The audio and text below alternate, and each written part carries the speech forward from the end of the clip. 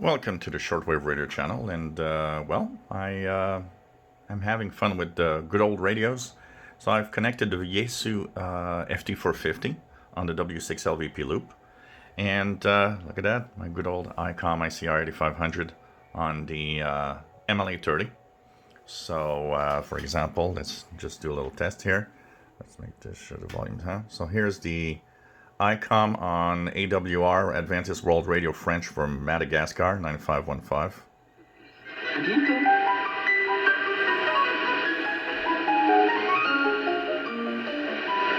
Hier ist Adventist World Radio, die Stimme der Hoffnung. Questa è la radio mondiale adventista. La voce della speranza. So this is from Madagascar, which is more than 13,000 kilometers away. So it's kind of nice to see that. I've also plugged the VHF antenna, by the way, on it, so if I want to do some VHF, UHF stuff.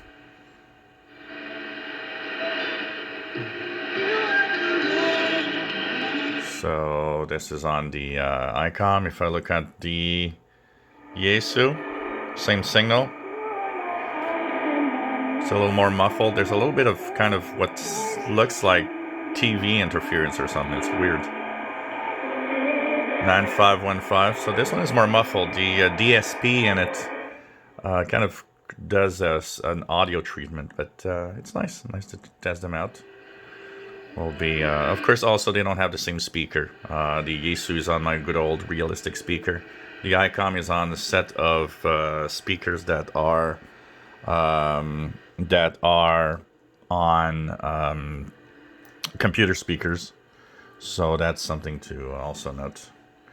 But it's nice to have them back in working order, and I guess there's going to be a series of videos tonight to tune around, see what's around with these two radios. I decided that today is a SDR free zone, so that means no SDR.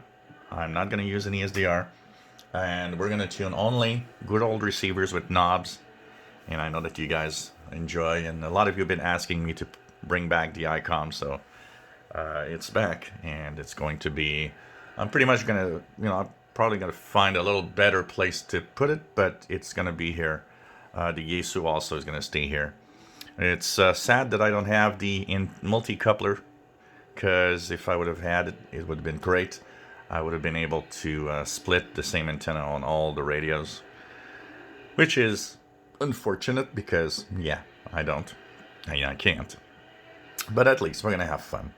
And you know what? I'm gonna have a way, because I do have a way on the W6LVP loop to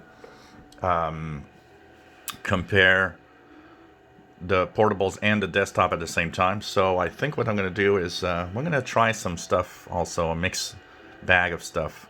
How does a portable, compared to a desktop receiver? I mean, they're not the same price, obviously. So I hope you enjoyed this video, and that you enjoy the videos I'm going to post today with all of this coming up. If you enjoy, please subscribe, give us a thumbs up. Thank you for watching.